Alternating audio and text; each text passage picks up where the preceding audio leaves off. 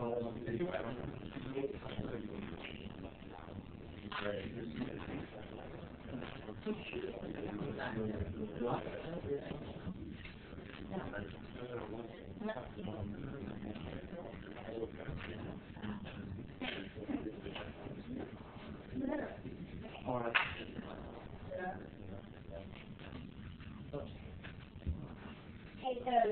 everyone to the February Thursday event. I'm Sharon Coe, one of the Thursday organizers. And before we start the panel discussion, I just want to go through some housekeeping steps. So just a reminder for people that if their cell phones on vibrate or silent. And I'd like to get to know how many people are here that work in the nonprofit community. Can you raise your hand? And then how about the corporate for-profit community?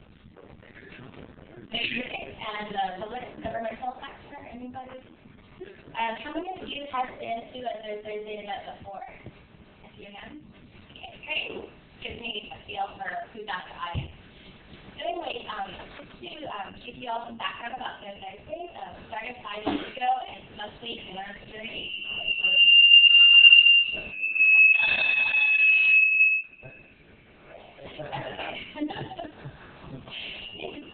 Monthly dinner series for working professionals from the nonprofit, for-profit, and public sector.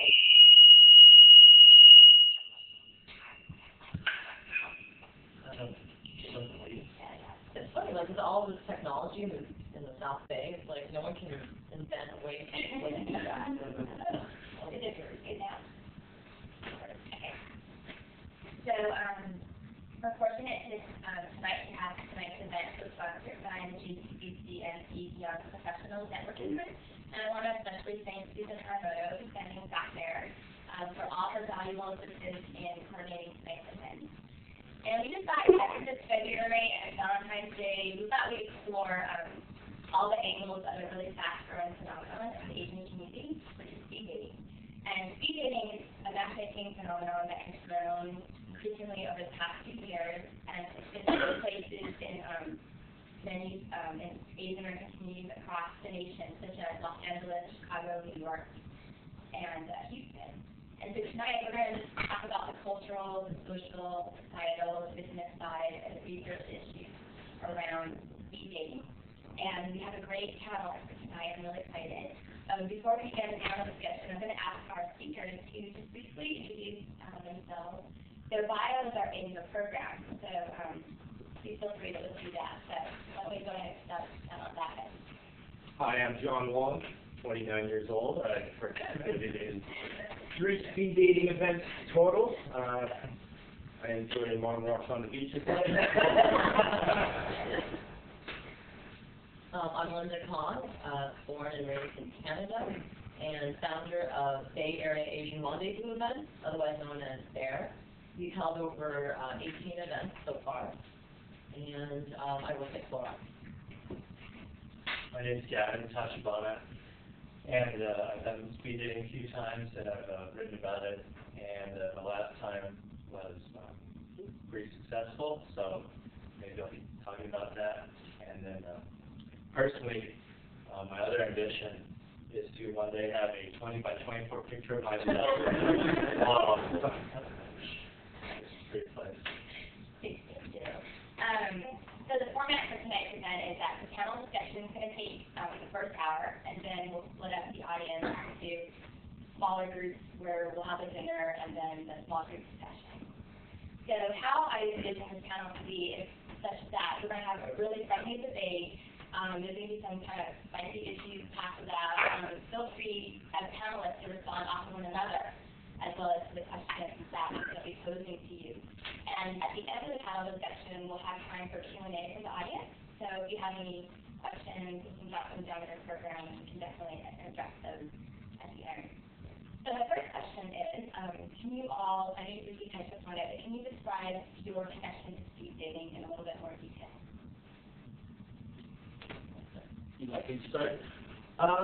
Essentially, I attended a total of 3 speed dating events over a 4-year period. The first one that I attended was with Linda's, and the last 2 was with the Beyond Group. It's been a great experience, and look forward to sharing it with you.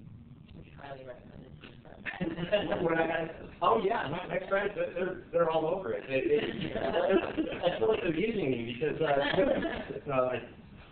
once you have so many matches, then you don't necessarily know where it's going to go from there. But initially, you want to start off. But at least you've matches, right? Right, and then, hey, obviously they have friends and you have friends, and then you start, it becomes almost like a virus. It just starts spreading, and just meet all sorts of new people when there's a connection, and great, and it's always fun playing matchmaker, so.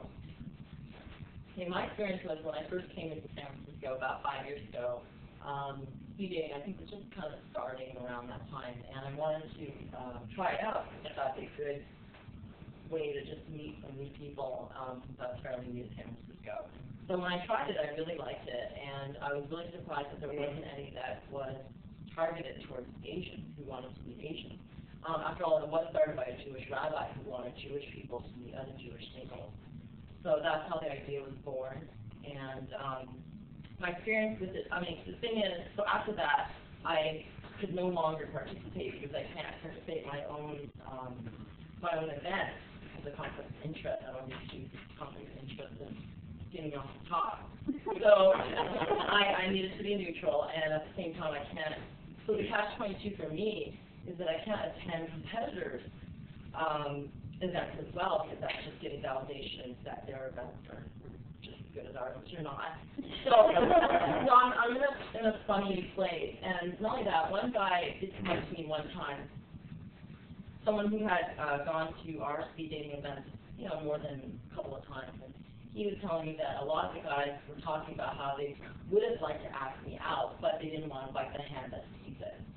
So you can, if you know what that means, meaning like they didn't want to ask me out because they felt if, let's say, it didn't work out, then I would ban them for the future, or that I would badmouth them to other females. So you can see where that is going, and that is why I'm single.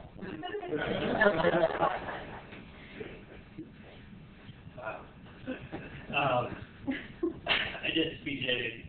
Unfortunately, I don't live in San Jose, so I couldn't attend your events. But I attended other speed dating events that were targeted at Asian Americans. And about 4 years ago, I attended one. It didn't go so well. The only friend I made was the guy I sat next to. We became friends, which was nice. But you know, something wasn't clicking between me and females. And so then I did another one, a hiking event, what was it, last year. And I decided it's time for a change of approach. And look within myself, try to see new things, and it worked. It worked. I got several more matches, and as I alluded to before, I didn't meet my fiance there, but my friend, who I went with, he met his girlfriend there. And then later on, as we were hanging out, his girlfriend introduced me to her, my fiance. So it was a very good networking sort of thing. Yeah, and also we've actually got a couple, one couple who we've known who actually think I mean, is speed dating an effective way to meet people? I think it's definitely effective. It's one way of meeting other single people. I don't think it should be the only source for people to use to meet other people. That would be bad for you. That would be yeah. It's a weird business model because we do want people to meet other people, but then when they do meet other people, you know, there goes your customer base. But there's always, you know, a replenishment of new singles all the time. So right now, and at our age, for anybody over 30, it's like the secondary market has opened up, which is amazing. I personally think it's definitely a time saver. However, you got to use the time that you're given.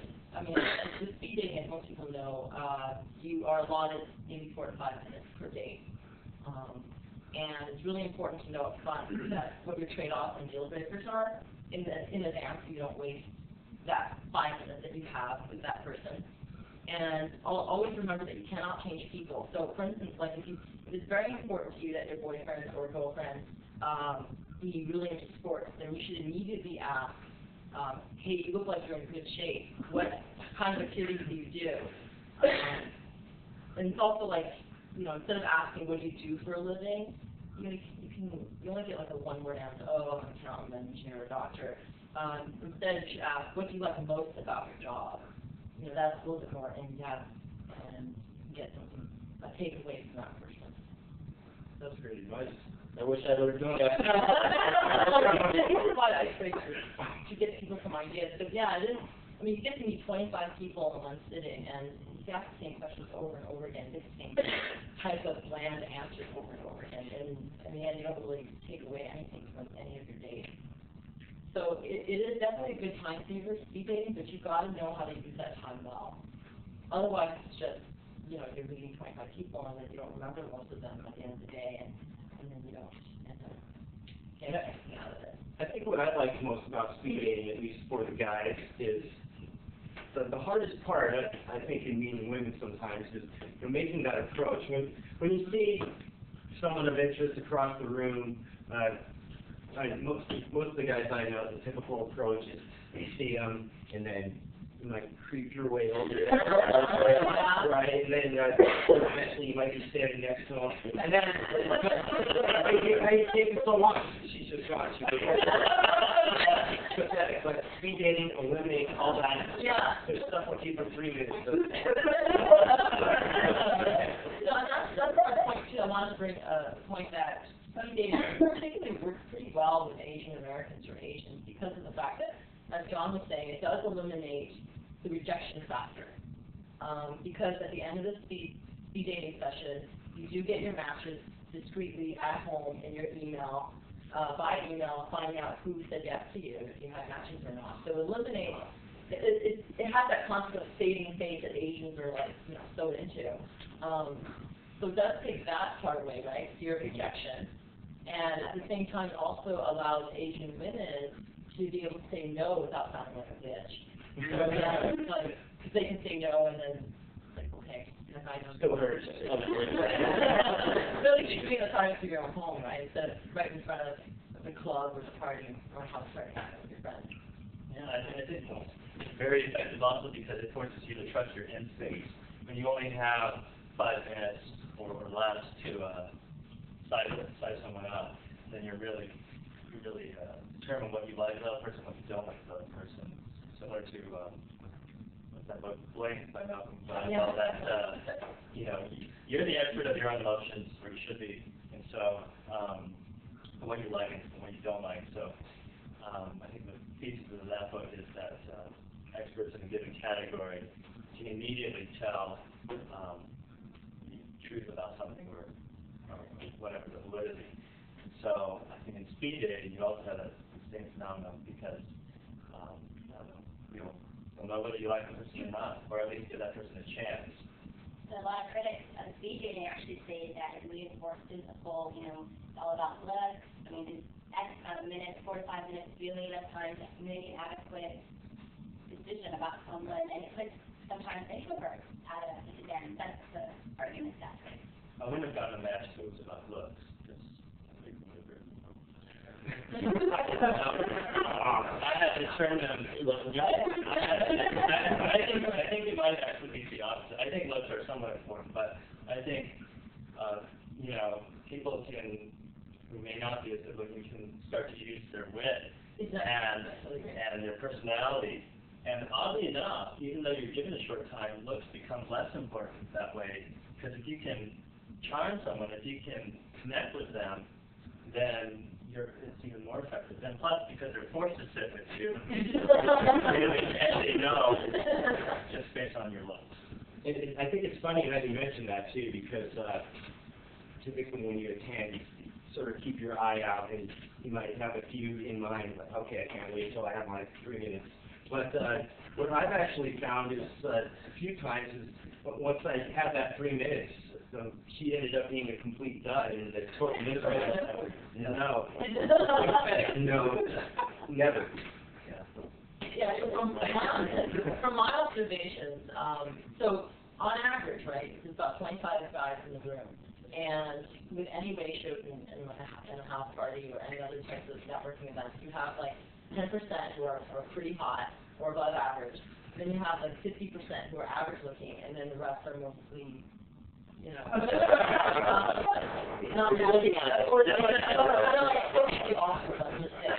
So, the other side, so the average looking guys, right? So, in order to make themselves stand out, that's where the personality does come out into play. And so, to Gavin's point, you're right. It becomes like, sure, looks do get your foot in the door, but in the end, it's personality that does win and gets the yes from the female. And then actually, like we've seen really like attractive women, and surprisingly, they don't get the most yeses, because some of them, just from my observation, like, oh yeah, that girl's really attractive, but she doesn't look like she's having fun at all. She's not smiling. She's not being engaging. She's not making her date feel comfortable. Those girls usually just get no, and you know, you wonder like why a lot of attractive women are still single.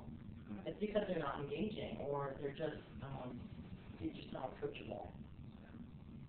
Actually, speaking to this point about engaging level, one of the speakers that was coming here tonight, she unfortunately had a work commitment that she couldn't get out of, but she actually, her name is Winnow, and she did her own speed dating research. And she was Stanford graduate student, so she did her speed dating research with a group of graduate students at Stanford at a speed dating event. And she found, this is her findings, she's going to be writing it up, that successful men more often had an engaged conversational sex. So they often ask the first question, how's it going? Are you having fun? They spent a lot of time listening, and they didn't interrupt as much. And they consistently referred to the girl as frame of perspective. So, for example, they repeated key words that she used in her answers, and then they rarely offered autobiographical details unless requested. Now, for successful men, she got a successful men had to kind of engage in a conversation. That's a pretty low standard. That all you have to do is say, how's it going?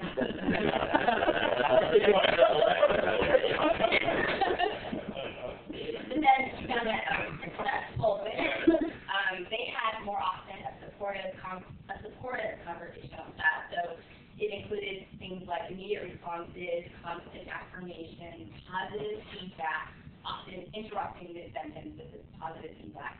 So for example, they would say, great handshake, like, wow, awesome. So I mean, this, you know, you've all participated in speed dating, you find that these research findings are consistent, have some validity. Is this what they study at Stanford graduate? That's one of her findings. Great handshake. She put microphones on the participants, so she's able to record verbatim and testify and do a lot of statistics. So in her study, this is generalized to her study. So I'm just curious if you could tell us if you find that to be true, that some of your positive experiences. I'm curious to ask Linda, how's it going? To me, it's almost a response of, I have nothing to say. I don't know what else to say. How's it going? It just seems a little broad. Well, as the organizer, I can't eavesdrop on the conversation, so I can't really comment on what I've heard works or not works, but I just only from observation is just if the parties are smiling and they're making eye contact, it's like the most important thing that I can only observe. Unfortunately, I can't do a conversation, but tell me what kind of conversations you've had.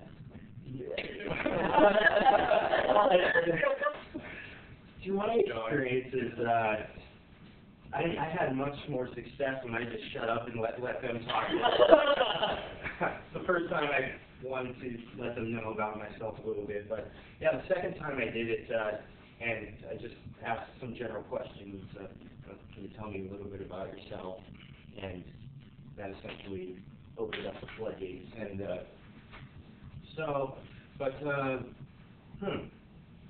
don't know. What was your original question? You're not being very attentive. Well, what I found was success the second time around. Yeah, you did something. Yeah, that was for the first disaster. Secondly, number one, they served whiskey before the event. Yeah. That gets rid of the questions like how's it going and where you having fun. You just dive right in there and start, talking about your innermost feelings, and you get them to trust you as well. And I think so. I would just agree with these findings. I think even more successful than. I agree that you should be conversational. You shouldn't resort to any, those basic questions like, oh, what do you do for work, blah blah blah. But I would go one step beyond this and just look her in the eyes. And notice something about her, like very particular, like the necklace she's wearing, and just go from there. That's a beautiful necklace.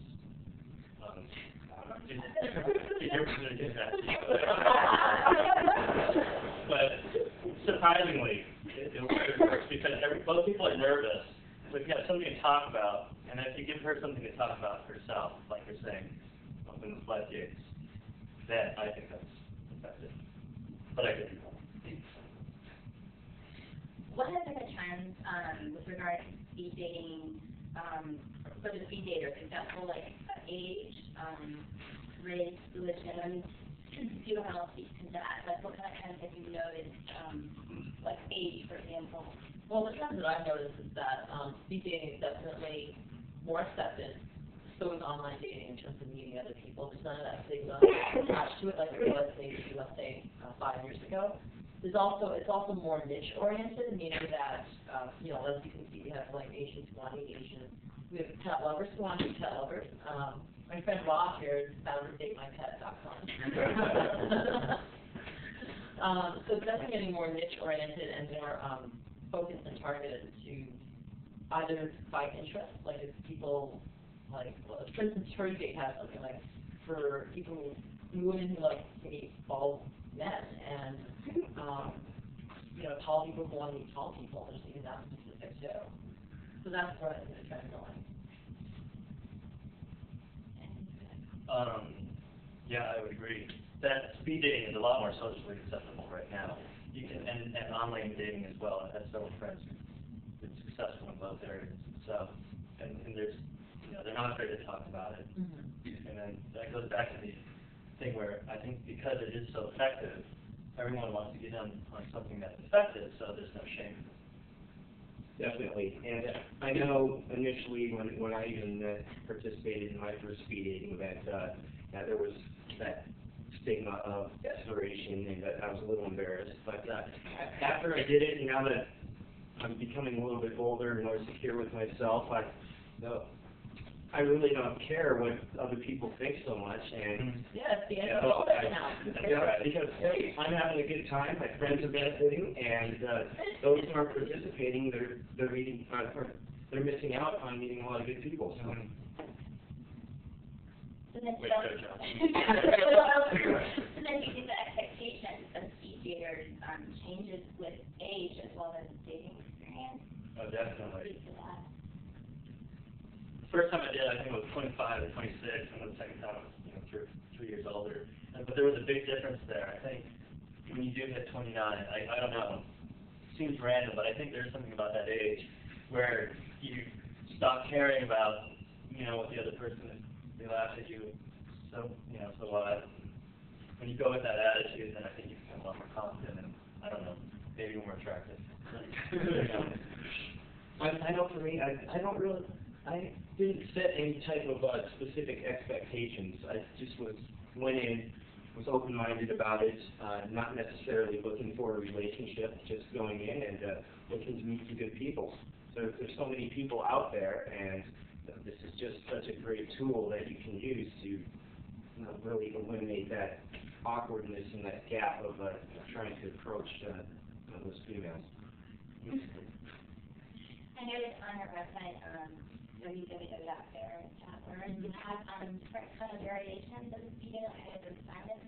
Yeah, silent dating, that's another trend too. Forgot to mention that. We tried doing something called silent dating where no one says anything except just pass note cards to each other. Because we thought, because some people are more eloquent on words on paper versus speaking. So we thought we wanted to give that kind of person a chance. And also, as you're writing, you actually self-edit yourself, or you can actually, it's kind of weird, because you can either be more careful about what you say, because you can edit yourself as you're writing it. There's none of that, foot and mouth effect, like, oh no, I said something wrong. Or you can actually be more flirtatious, because there's that sense of anonymity a little bit. You're just writing, and you can just write silly things to each other, and it wouldn't be accurate if you had said it to someone. So we tried that out, but it didn't really work out too well because we eliminated the matchmaking component. We just wanted people to mingle and pass notes to each other. And since we eliminated the matchmaking part, which I guess now we realize is the most important part that people look forward to in speed dating or networking, we're going to probably bring back normal speed dating again. But we just wanted to experiment with that. So I had tried it, and I thought it was pretty unique and pretty fun thing to do. How much time did you allocate per person? Yeah, so that was weird because we didn't have people rotate like we usually do for speed dating. We just, I wanted to just get people to stop becoming so dependent on like speed dating or something. I just want people to get more, to be able to mingle on their own. And I just basically want to start providing that venue instead of having people become too dependent on having organizations get them to do most of the work. It's like, hey guys, time to like accept rejection if you want, or like just go out there and do something. So that's why I wanted to try validating, just to see if there's some people that could, not kind of a hand-holding aspect. But it looks like people do need that stuff. So we're going to go back to speed dating. And I wanted to ask you about the comment you made about how usually at parties guys just like linger around. Why did they do that? It's like a stereotype. Asian guys seem to do that all the time. They just linger around and don't do anything. It's scary. You don't know how powerful you are.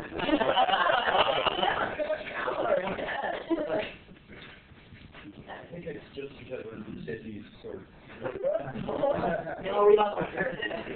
No, I think it's just like you were saying, that rejection. Nobody likes to get rejected, so naturally you procrastinate, and then you're done.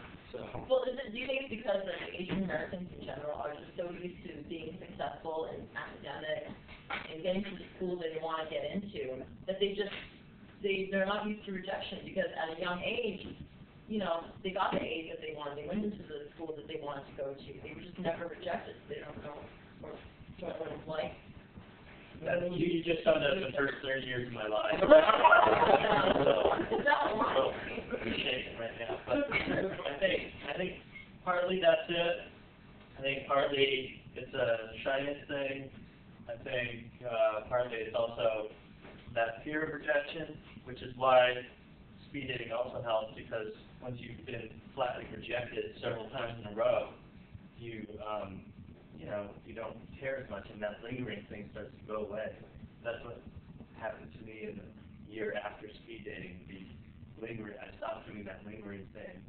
And it's also, I think, I have a friend who's a psychologist, and he kind of helped me through this, because he came up with this thing called the theory of normalization, which means like when you start to talk to people, anybody, men, women, attractive, not attractive, just as people, and you get in the habit of talking to everybody in the same way, then when you come across that attractive person, you don't have all those hang-ups that you normally have. And so when you start to normalize, then that lingering starts to decrease. And I think that lingering is just something for guys in general. I don't think it's necessarily a specific race on that one. Yeah.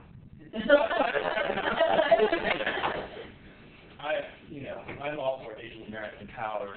I mean, I want to be able to swallow it, but I will somewhat agree that I think maybe Asian American men do have some of this lingering, more so than some others. Yeah, I mean, who are not as shy. I have to admit, like, after going or attending several, Asian networking events or, party events, like, some of the Asian women don't make it easy either. They always go out in, like, large groups, of clusters of, 4 women at a time, and I can see how that could be intimidating. And it's just like this, gatekeeper thing, where you have, 4 girls together, and I've tried to, only go out with one other female when I do go out, or I just start going out by myself, because it's just, we are, although, we love our girlfriends, they can actually, be, our worst women. So, Yeah, that's awful when, there's a group of Yeah. American women, and then one of them gets ticked off, so they have to take the others for with them. There goes. Having fun, yeah. I've seen that kind of group mentality, not work very well. Yeah. So, over time, dating expectations and rituals have changed, and for instance, back in our parents' day, there was no such thing as online dating. So how do you think speed dating has impacted contemporary dating rituals and expectations? Now, we have so much choice right now that I think we have too much choice, like the online dating, speed dating, all these other networking, like MySpace, Friendster, sites that people can go to meet new people. People here in the Bay Area are very, very active. That half the people have done marathons here, or do some volunteer work. And so I think there's just so much choice out there. It's now getting more difficult to decide on. Or there's also that upgrading mentality, she's a beta version, maybe I can find the next release if I can just wait longer. Right? I mean, I haven't bought an iPod yet, so I'm waiting for the next big release. So, this is that, where you actually just make no choice at all. You make no decision at the end. Also, ADD, love ADD now.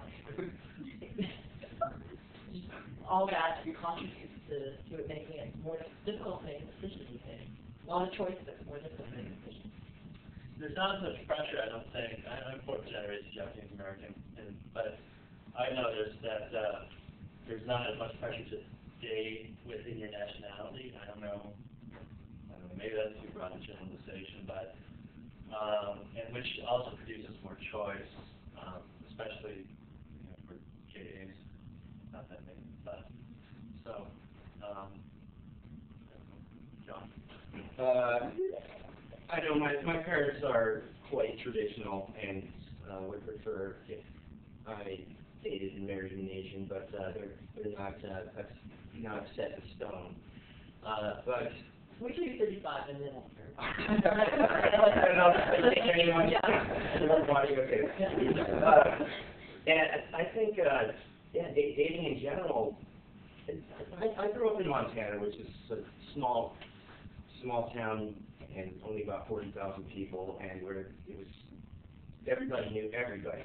And so I think coming into a bigger city, it's sometimes there's that apprehension of not trusting people. You don't know where this person came from. You don't really know their background. You don't know much about them.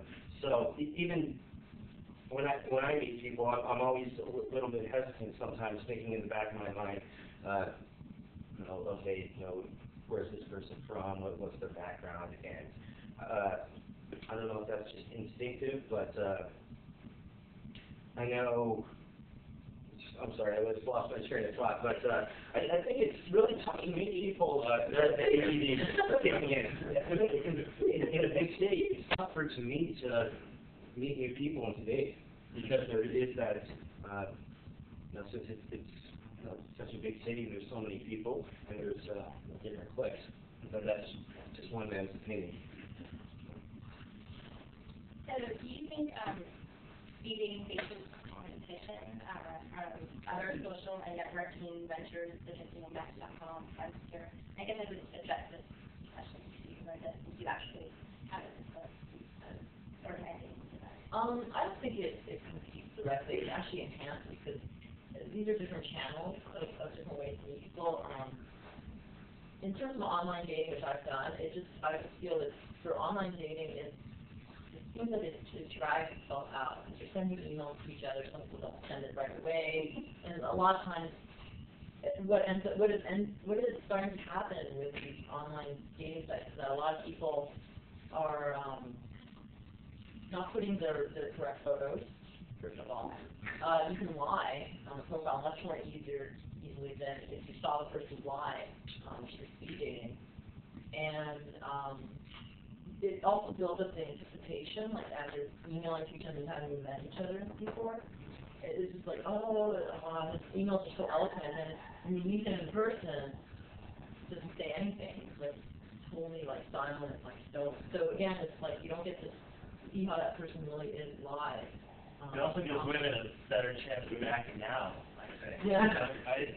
Well, back then when I tried to see online correspondence, they would be, let's go out and then get to, okay, where should we meet? And then the last email is, oh, I'm not ready for this, I don't think we should meet. And so, then be right back, but how are we going to name our kids if we don't get to So, I don't know. I think speed dating does have an advantage that way, the forced nature. I've never done online dating before, Match.com, although I do know friends who have been successful with that. But I know for me, it's nicer just to have the person in front of you. That way you can see what type of personality they have, their mannerisms, and it's just a little more real, I guess you could say, for me, as opposed to bouncing the back and forth and just waiting on a response. And like Linda was saying, sending a picture from 5 years ago, and then I've heard some horror stories. Right? Yeah. They said they met the person, at a coffee shop, and then they didn't even recognize them. So I think to get a speed dating would be my preferred choice. I was wondering if you could share with us some positive and then not so positive experiences in speed dating that you've encountered. Oh. Yeah. So I already talked about this. Most positive things. Eventually, I was going to say.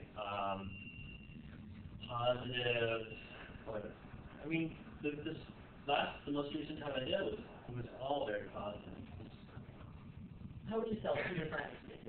How would you convince your friends? Let's see. I would say they have to go to a single friend. Because. But why? Good question. Because I think it's too easy to get stuck in your, own routine, and it's too easy to get stuck in a rut, and it's too easy to use excuses like, oh, she's great, oh, but I don't know, she's the one, and then you talk yourself into so many excuses, and I think I'm starting to notice more, as we get older, more of my friends are starting to do that, and it's just one giant defense mechanism, and I don't know how to tell them all that, but, I think to get over that, I think you have to do something like speed dating and make a fool of yourself for, 5 minutes per person. And to get over that hump, or else you're just going to stay in the same spot. And I mean, if that's what you want, fine. But if you do want to make progress, you have to jumpstart it somehow. And I think speed dating is the perfect way.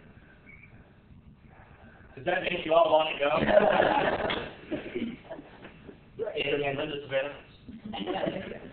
And like Jack was saying, I think a lot of times it's easy to get stuck in a routine and just sort of get comfortable with what you do every day. And so for me, I just always tell my friends, come on, when are you going to be able to meet 20 girls in one night? And you're going to get 3 or 5 minutes face time with them each.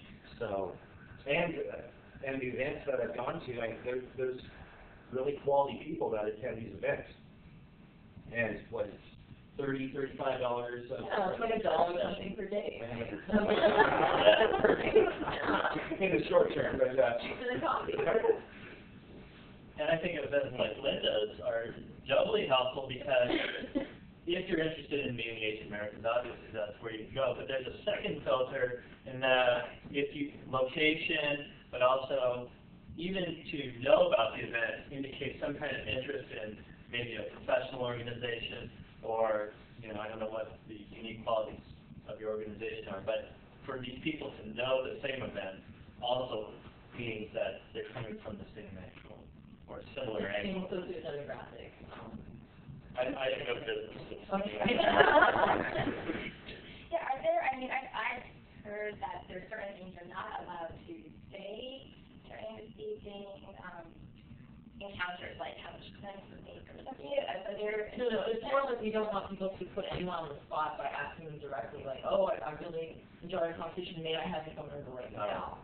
Because we don't want to put anybody on the spot. I mean, that's the whole thing about speaking, is to allow, particularly females, not to be put on the spot if they're just being nice to male misinterprets it as, oh, she's really interested in me, but then when they go home and get the email result, you know that she didn't say yes, then just know up front.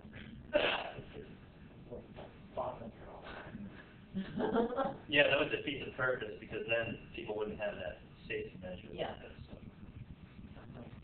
So what happens after you get to matches? I mean, we kind of discussed at length about, you know, all the icebreaker questions and how the structure is, but now that you release all the email addresses and contact information, what happens next? Yeah, and that's a very good point. So I myself am curious to see what happens because we can only take it so far, which is like, here are your matches. You guys go forth, and it's up to you now. No more hand-holding from this point on. So what does happen? Well, I'll just say what happened to me. Again, the last time, not the first time when I got rejected. The second time, my friend and I, the friend who, he got engaged. I think I mentioned that, right? We both happened to take different approaches, and his approach worked for him in terms of speed dating because, I mean, that's where he met his fiancée, and for him, what he did, he was very selective in who he marked off yes. So he had a very, high standard of who he wanted to check out yes, and as a result, he got fewer matches. So, but the matches that he did get were, I guess, a little more to his liking, whereas I wanted to boost my self-esteem, so I marked sales off on most everyone there. Most times you do that. Yeah. Batting average mentality. I think it went out of the park. But I did get a higher, I got more matches that way. But they were silly. Well, they were all very friendly, but then the problem was, like from there, I had to eventually choose who I wanted to email the most, and I don't know, it got too confusing, and then I got hamstrung, so hamstrung is like I got tied. You worked for baseball. Grateful to having that. Yeah, I know I just got installed. Oh. Yeah. Right, because there's just, you meet so many people where you start forgetting faces, you start forgetting the details, and so if anyone goes, I'd recommend taking nice, good descriptive notes because by the end of the night, you might not remember much of the conversation. You'll be, oh yeah, you were the lawyer. No, I'm a surfer. Oh, okay. So definitely take good notes, but just to let Linda into our world of what happens after the speed dating, right? Once we receive the email, then we start exchanging emails, and like I said before, you say, hey, you seem quite interesting, and we should go out again, and then a lot of times, oh, who are you again? So it's almost like starting over. So you can think of it as a screening interview. Yeah, but I think one problem with marking a lot of yeses and then getting a lot of people's emails is that you can fall into the pattern that we were talking about earlier about online dating, where you just get into this endless cycle of emails and then you're back to square one. So just cut to the chase, get on the date, and go. That's great. Several at a time.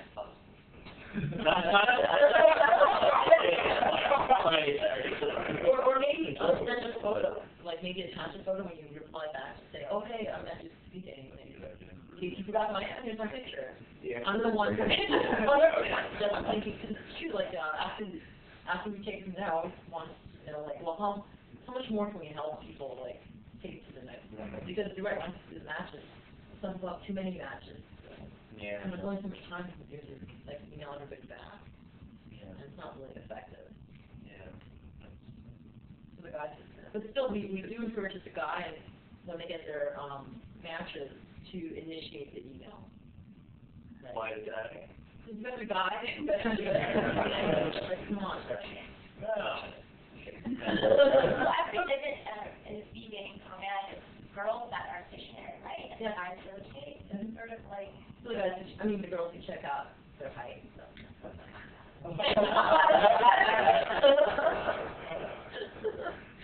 So my last question to y'all is, speed dating, do you think it's, this is actually a question posed by one of the audience members when they RSVP, but is speed dating a new revolution in relationships, or do you think it's just a fad?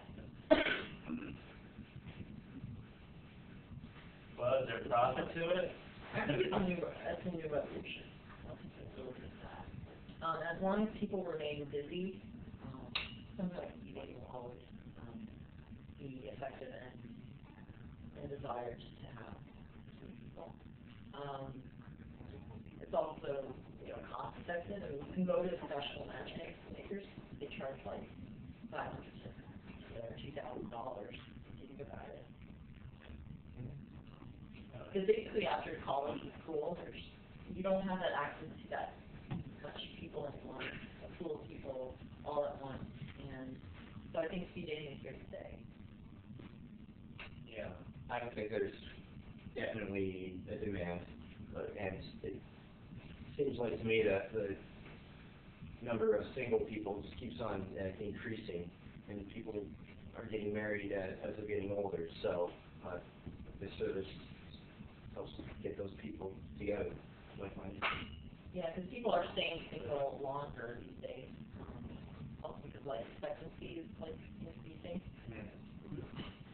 I think it's a revolution if you want to make it a revolution. Like, even if speed dating catches on and it's everywhere, you still have to take it upon yourself to go out and do it and make the most of it. Well, I now want to open up this question of the program to any questions from the audience. If there's any out there. You can direct your questions to an individual panelist or the group as a whole. Who here has tried speed dating?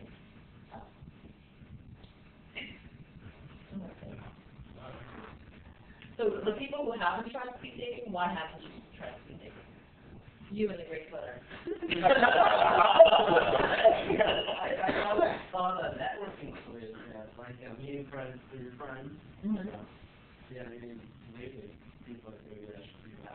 So we're just curiosity, have you met mates through that? I have, but I mean, for the most part, it's like a blank page. Even though someone is really fun. Yeah. It's no different than say, going on, doing it online or say speed dating.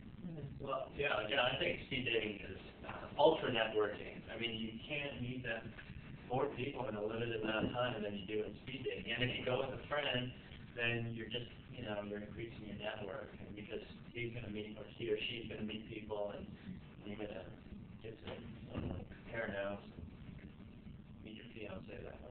Because the thing with speed dating, though, is like at least you know in that group of people, these people are somewhat serious about looking for someone, whereas in a professional networking event, some people are there because they really want to make professional contact, and you don't know if he or she has a boyfriend or girlfriend. But at least, I like to assume that people who attend speed dating are single. So you got that filter done right there. You got that screen there. target today. Yeah. Yeah. I actually thought speed dating would be harder than going up to the girl at a bar, because you are forced to say, and you have to talk. It's amazing what comes out of your mouth when you're forced to talk. Doesn't hurt either. But, I mean, if you can, go up to a person at the bar and just make small talk, then you should have no problem making small talk at speed dating. Because I think it's a lot riskier doing it at a bar where, who knows? I mean, they can just blow you off. But speed dating, I don't know. I think it's a lot less risky. They can blow you off later.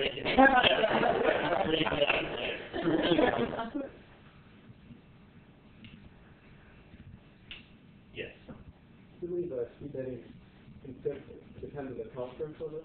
Is the thing that aging confidence can be more successful on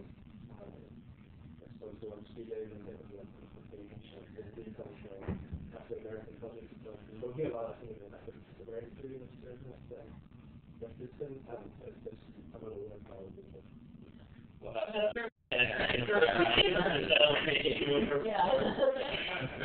There was another study, actually, I'm glad you brought that up, because this was a small study, but it was a similar study looking at racial preferences, and showed that basically females exhibit stronger racial preferences than males. What does that mean? Racial preference? So Racial basically preference? not a match, racial match. So for example, they say here that there are stronger same-race preferences for blacks and Asians than for Hispanics and whites. So at least amongst, in this study, the black community and Asian community, that female speed participants exhibited stronger preference for the same ethnic match. That's a subset of the race then. I mean, I think I would apply for men and women. Why else would you show up to an Asian American speed dating event if you didn't want to date Asian Americans? Where was this? Hard. Yeah. I have a question for Linda. We recently went to an event called Speed Networking, which was billed as something that was expressly not just for matchmaking, but a way to meet professionals, make contacts, and I was wondering whether that's something you can see as a trend and whether that's something your organization does. No, I won't be doing any professional networking events. I just don't want to compete with other professional networking events that are out there. In terms of speed networking, would you tell me more about how do they encourage people to talk to each other? The same concept? Same concept. Okay. And in fact, I think a couple of the guys I sat across from seemed disappointed to see a married man sitting across from them. So how does it work then? Do they match people up based on professionals, or how does speed networking work? Well, you talk for 5 minutes, more or less. Okay, about professional issues, right? Well, about I guess whatever you want to talk about. Some guys didn't have much talking about that. So you talk to men and women then? Yeah. Okay. Yeah. Yeah, there's no dating component to that. There's no dating component then. I mean, There's no Limited dating. Yeah. Yeah. No, it's billed as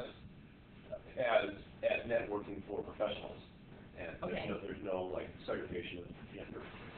Okay. There's an inherent flaw, I would say, in that concept. Well, so why would you think that it's also a way to meet people for dates then, if it seems to be explicitly towards?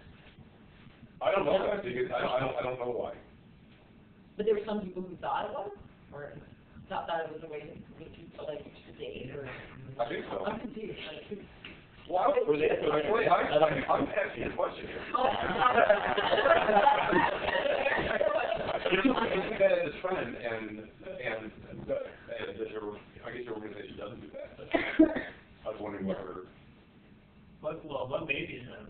Oh, okay. What I see as a trend right now with the current big onslaught of blogs is that people want to be listened to.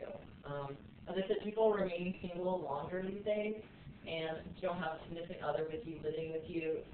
You sometimes just want to be heard, such as find your cat or whatever. So I think with blogs and with these speed networking or speed dating, online dating, and people just want to meet people just to talk. I think that's really important. So in terms of the trend, I think that, yeah, I mean, anything speed related now, I guess it's kind of really in now. And just to get that instantaneous connection is what people are still looking for these days. So yeah, I think this is the place for it. But like I said, it's just kind of confusing what that particular networking thing does exactly.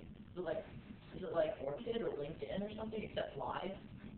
Probably. It's a big, it's a live event. People show up and their systems have somewhere. Yeah. I think anytime you say it's, even if it's a professional networking event, I think there's always that dynamic where if you're single, you're on the lookout, you know, I guess, yeah. So even at an event like this, I'm sure, you know, if someone meets somebody here, that's all the better, right? You know, even though it's not explicitly a dating type of thing, it's just a social network.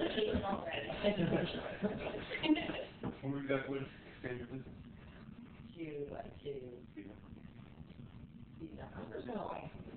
We got Orion.com founder right here. I don't want to mess with her. She does her stuff well. I don't want to mess with that. You want to talk about no? So did you meet anyone yet? I did. Okay. Like professionally, right? Yeah. Linda, how much snow on your next event?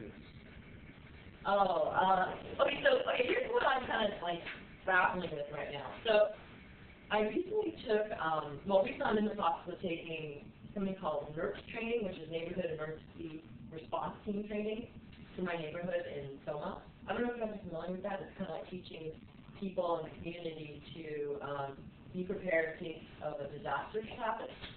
So anyways, I like the motto that they had. They said there are no hurt NERPs. And they're saying like, the most important thing about being a NERPS person is like, you gotta save yourself first. You gotta look after yourself first, and then after, if you're okay, then you can do the most good to the most people. So now I'm beginning to feel like, since I've kind of painted myself in the corner by being an organizer for speed dating events, and then that's not being able to benefit from any of,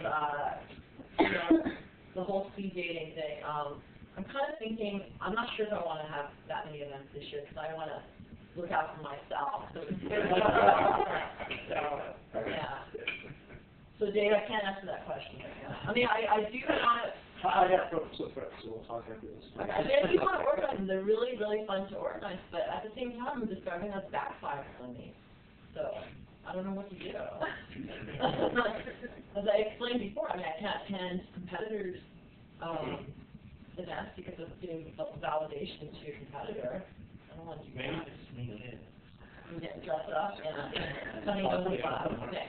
Okay. Yes.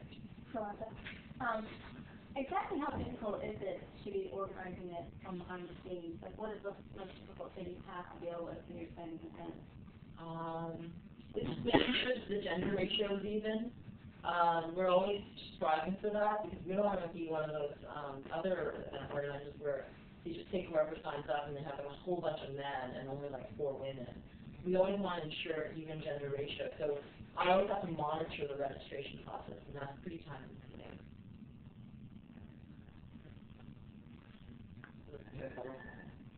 What's the ratio that you usually get? So we get 1-to-1. No, I mean, Oh. applicant. Like, you said you had to... Registration. Yeah, they kind of... It's hard to tell because what we do is like, as soon as we see a lot of men signing up, we stop it for a while until the women catch up. So I don't know how many men did sign up but couldn't get in, so I really have no idea. Can't tell about that. I know the first time I went, and that was your event, there were actually twice as many women versus guys.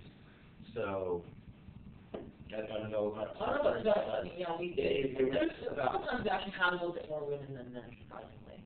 And then the last 2 events that I went to, it was opposite ratio, more men and less women. Why do you think women don't sign up to the same numbers? Oh, why do you have that? I mean, I don't know. A lot of times women sign up only if their friend signs up. Kind of like that kind of effect. Like, lot of people don't like to go to things by themselves, whereas events don't mind going to events by themselves. So there's that.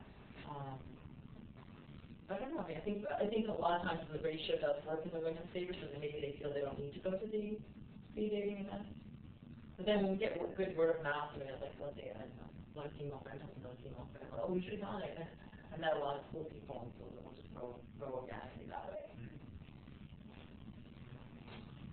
All right. One more question. Do you have a problem with repeat visitors? Or do you have a policy about people coming again and never doesn't matter? Well, I think in the last 6 months, we were just telling guys that if you have signed up for the last 2 events, we suggest that you don't sign up because we want to get new guys who may have tried signing up before we were sold out to have a chance to go to our events. So that's another thing that's kind of time-consuming to monitor. There's no automated, unless someone knows about the program, that can automate that kind of knowledge. Yeah, I have to actually monitor all that. But yeah, that's like we try not to get it. But usually the men tend to some repeat every once in a while, and the women not really. They try maybe once, and then 6 months later they try it again. Bad again. Yeah. Is that bad if I received an email that said, congratulations, you've received 1 free and I'm speed dating for the event?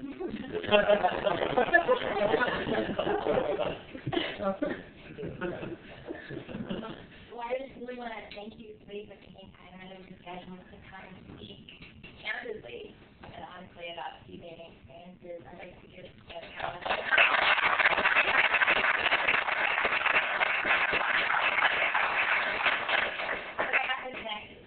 we're going to break up the audience into small groups, but the dinner portion is coming next. So we have the food right outside here. So just grab food, drinks, and then come back here. We're going to reconfigure into smaller groups.